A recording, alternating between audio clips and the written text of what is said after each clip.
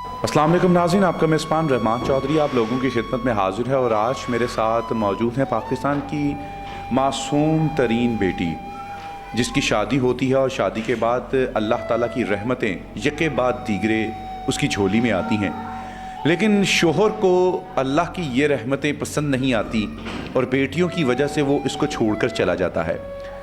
ये मासूम बहन आज किस तरीके से अपनी बेटियों को पाल रही है और उस दरिंदा सिफ्त शख्स ने अल्लाह की रहमतों को क्यों कबूल नहीं किया, आइए जानते हैं इनसे। शादी मर्जी से हुई थी?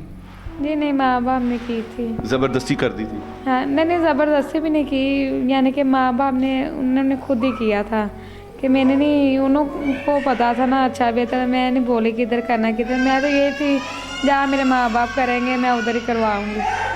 शादी हो गई, पहली बच्ची पैदा हुई, पहली बेटी के ऊपर उसका क्या रिस्पांस था? खुश हुआ था कि पहली बेटी पे भी मायूसी था? नहीं भाई, पहले तो खुश हुआ था कि अल्लाह पाक ने मुझे रहमत दी, बेटी हुई है मेरे घर, तब तो बहुत खुश था। तो जिससे दूसरी बेटी पैदा हुई फिर क्या हुआ? यानी कि भाई उसने मुझे धमकी दी थी कि मैं तुम्हें छोड़ दूंगा, तलाक दे दूंगा, तो यानी कि इस तरह मुझे धमकी देता। मैंने ना बेटी किसी को और दे दी कि चलो मेरा मियाँ छोड़े ना मुझे, धमकी देता। बेटी किसी और को ही दे दी? हाँ जी, किसी और को दे दी थी मैंने बेटी ना।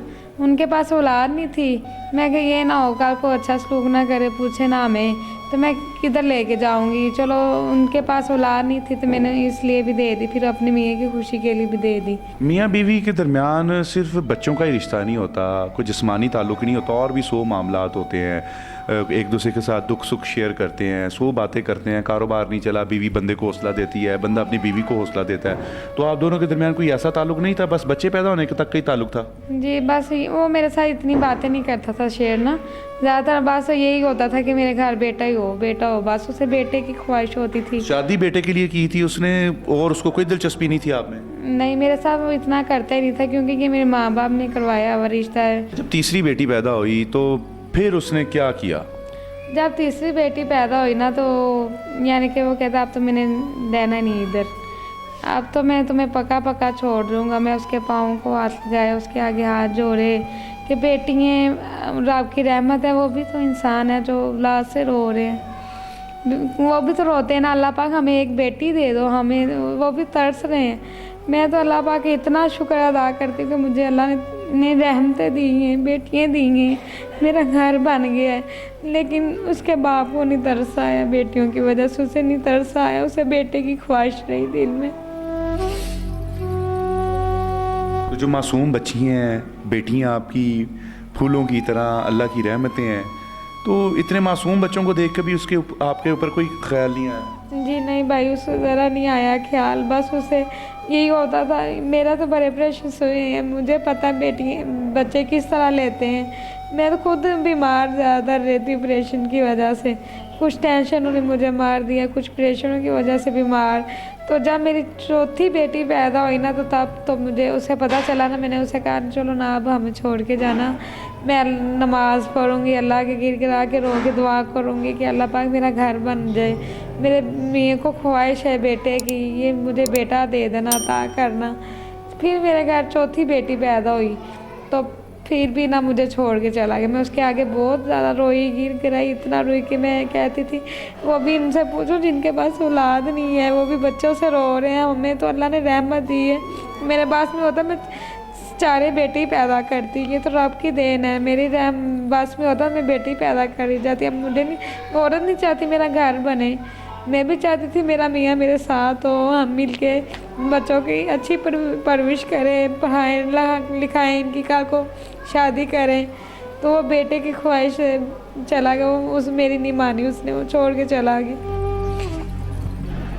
जिस वक्त चौथी बेटी आपके पेट में थी तो आपने तो उसकी पूरी परवरिश में जहन में तो यही चलता होगा कि या अल्लाह बेटा दे दी, नहीं तेने मैनू छड़ना नहीं, उस जानो भी ते खानदान लवी, ये भी चीज़ें जहन में चलती थी? हाँ सर, और जब ऑपरेशन टाइम तो मैं उनसे पूछा कि मेरे घर में क्या हुआ है, उन्होंने जब बोला ना बेटी है, तो तब मैं ना बेहोश हो गई कि मैं अब मेरे मियाँ नहीं मेरे साथ देंगे, वो छोड़ देंगे।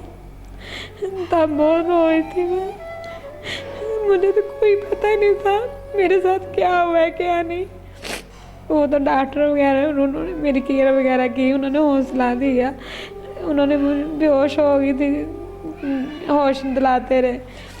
तो मैं खुद बहुत परेशान हो गई कि अब मेरा मियाँ नहीं मुझे मेरे पास नहीं रहेगा, वो छोड़ के चला जाएगा।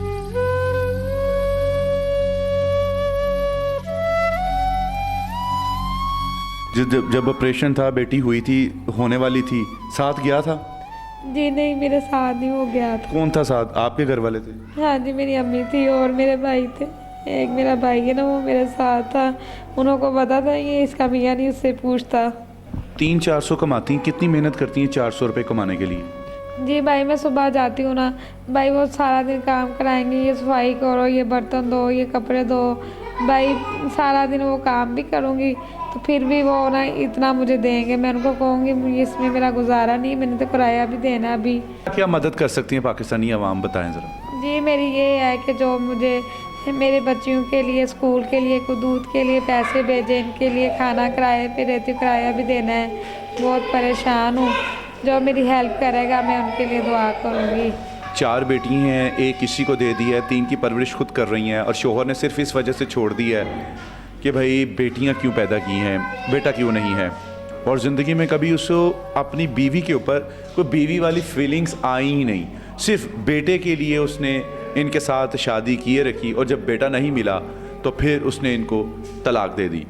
आज ये अपनी आवाम से अपील करती हैं कि इनकी मदद की जाए ताकि ये अपनी बेटियों की परवरिश कर सकें, अच्छे तरीके से उनको पढ़ा सकें। बेटियां घर में मौजूद हैं, न पढ़ने जा रही हैं, उम्रें गुजरी जा रही हैं, ना उनकी परवरिश अच्छे तरीके से हो रही है।